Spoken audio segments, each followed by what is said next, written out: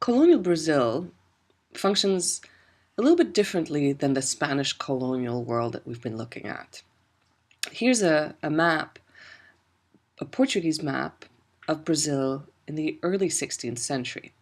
You'll see the Portuguese ships headed in that direction. These were ships that were both coming from Europe and from Africa and Asia, where the Portuguese had trading ports. But the most interesting part is the drawings on what the Portuguese territories are. And you'll see a few Portuguese on that territory, very few. But what you mostly see are indigenous people cutting what is Brazil wood, and the animals that a few of the Portuguese explorers had been making records of.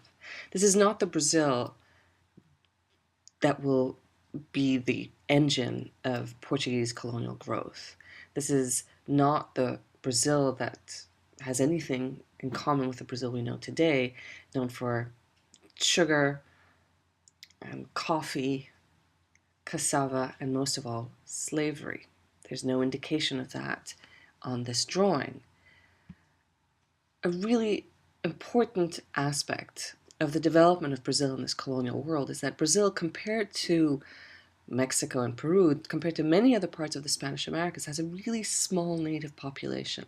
And so, unlike the Spaniards who relied on indigenous tribute systems and labor systems, who relied on indigenous labor, whom they were not allowed to enslave anyway, but who relied on this very large and dense population for their exploitive needs. The Portuguese did not have that option. And by 1600, most of the labor force in this territory that you saw in the previous slide is provided by Africans who have been enslaved and brought over from Portuguese trading ports in Africa. This is going to develop into a very, very different society. Spanish obviously is not the only language spoken in Latin America, but it is spoken in most countries in Latin America, except for the largest country in Latin America, Brazil, where they speak Portuguese. And this is not the only effect of Portuguese colonization. Slavery is really a defining difference between the Portuguese colonial world and the Spanish Hispanic colonial world. And it is both at origin different. The Spaniards were not particularly familiar with slavery as an institution. And it also leads to very different outcomes in terms of societies. The world that we're looking at, this colonial world that starts in the 16th century and progresses through 200 years, is a world that was already dominated by trade by the middle of the 16th century. And if you look at the top map, you'll see the red areas are areas that were Portuguese. There were Portuguese claims, and all these Portuguese claims are mostly settled on coastal areas.